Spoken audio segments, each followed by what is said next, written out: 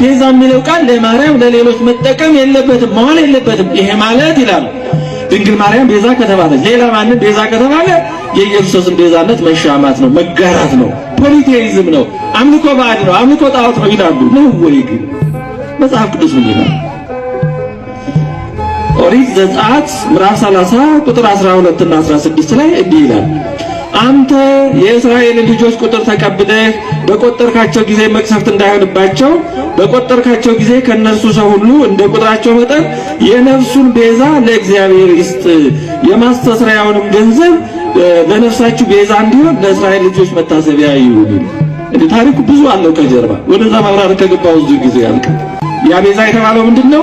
እስራኤላውያን የሚያወጡት ገንዘብ መዋጮ ማለት ነው። ያ ገንዘብ የማስተስሪያው ገንዘብ ቤዛ ተብሏል።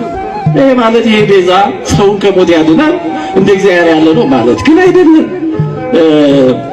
ምሳሌ 21:18 ላይ ኃጥእ የጻድቅ ቤዛ ነው ይላል። ኃጥእ የጻድቅ ምንድነው አለ?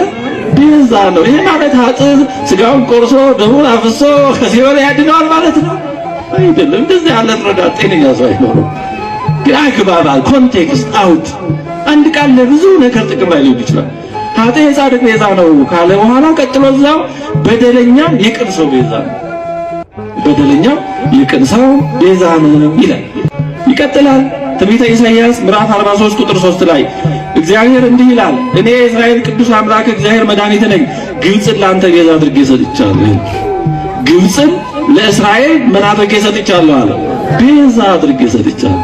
ታዲያ ግብፅ ለእስራኤል ቤዛ ነው ማለት ልክ በኢየሱስ ክርስቶስ እንደሆነው ከሞት ያድናል ገነትን ይከፍታሉ ግብፃውያን ማለት ነው አይደለም። ለራሳቸውም እንደዛ አልሆነ ግልጽ ነው አይደለም ሐሳቡ። ስለዚህ አንድ ቃል በተለያየ አግባብ ለብዙ ነገር ጥቅም ላይ ሊውል ይችላል። ይሄ ቃል ለዚህ ብቻ ነው እያርግ ወይ እየወረደ አይነት ከከፍ ዝቅ የለውም አይባልም። መጽሐፍ ቅዱስ እንደዛ ነው የሚያሳየው። ብዙ ይሄን የመሰላሉ የሐዋርያት ሥራ 7:35 ላይ ሙሴን ለእስራኤል እግዚአብሔር ሹምና ቤዛ አድርጎ ላከው ይላል። ሙሴን ለእስራኤል ሹምና ቤዛ አድርጎ ላከው። ማንን ነው የላከው? ሙሴን። ላኪው እግዚአብሔር ነው፣ ተላኪው ሙሴ ነው። ወደ ማን ነው የላከው? ወደ ወገኖች ወደ እስራኤል። ምን አድርጎ ላከው አለ? ሹምና ቤዛ። ቅዱስ እስጢፋኖስ ነው ያንን የብሉይን ታሪክ ተርኮ ሲነግራቸው ሹምና ቤዛ አድርጎ ላከው። ታዲያ ሙሴ ለወገኖቹ ቤዛ ከነበረ ሌላ ቤዛ ያስፈልግም ማለት ነው?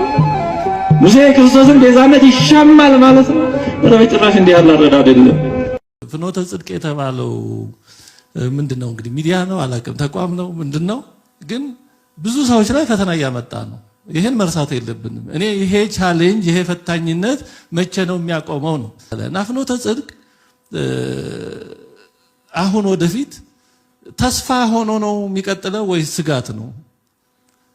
ለሰዎች ለብዙ ሰዎች ስጋት፣ ጭንቀት፣ ኮንሰርን ጉዳይ ሆኖ ነው የሚቀጥለው ወይስ ሰው ልብ ርፍ ብሎ አምኖ የሚሰማው ነው? መቼም ለህዝባችን ስጋት፣ ጭንቀት የሚያንሰው አይመስለኝም። በቂ አለ። ፍኖተ ጽድቅ ተጨማሪ ስጋት ነው ወይ አሁን የሚሆነው? የሚጠራጠሩ የሚጨነቁ ብዙ ሰዎች አሉ። ብዙ ሰው ፍኖተ ጽድቅ ሲባል ውዝግብ ምንድነው? ያለየለት ነው? ኦርቶዶክሳዊ ነው አይደለም የሚል ብዙ ውዝግብ አለ። ይሄ ይጠራል ወይ ነው? አሁን ወንድማችን ጸጋዬ በጣም ብዙ ነገር ታደርጋለህ፣ ግን ይሄ አንዲትን ነፍስ ከማግኘት ከማጣት ጋር የሚነጻጸር አይመስለኝም። ምንም የክርስቶስ የሞተለትን ምንም አይነት ሚሊየን ቢሊየን ቢሰጠው ዋጋ ሚዛኑ እንደማይሆን ይታወቃል። ይቅርታ ቁጭ በል አቆምኩ። በጣም ይቅርታ። እና የፍኖተ ጽድቅ ጉዳይ በጣም አሳሳቢ ነው። አሁንም ወደፊት የሚሰራው ስራ ያን ስጋትነቱን የሚፈታ ካልሆነ በጣም አስቸጋሪ ነው የሚሆነው። ወንድማችን ጸጋዬ እባክህ ከዚህ በኋላ ቤተክርስቲያን ያለው ችግር ያለው አወዛጋቢና የሚያሳቀቅ ነገር ይበቃል። ስለዚህ ፍኖተ ጽድቅ ተጨማሪ አሳቃቂ እንዳይሆን እኔ ተማጽኖም ነው የማቀርበው ዛሬ። ስለዚህ ወንድማችን ጸጋዬ እኔ ብታደርግ ብዬ የማስበው አንደኛ ፎከስ ብታደርግ አንተ ወይ ይሄ ድርጅቱ ስራው ኢንቨስትመንቱ ላይ ያተኩር። እሱ በጣም ትልቅ አገልግሎት ነው። ይሄን ሁሉ ድጋፍ የምታደርገው ስራ ቢኖር ገንዘብ ቢኖር ነው። አንድ ሰው ሁሉ ሊሆን አይችልም።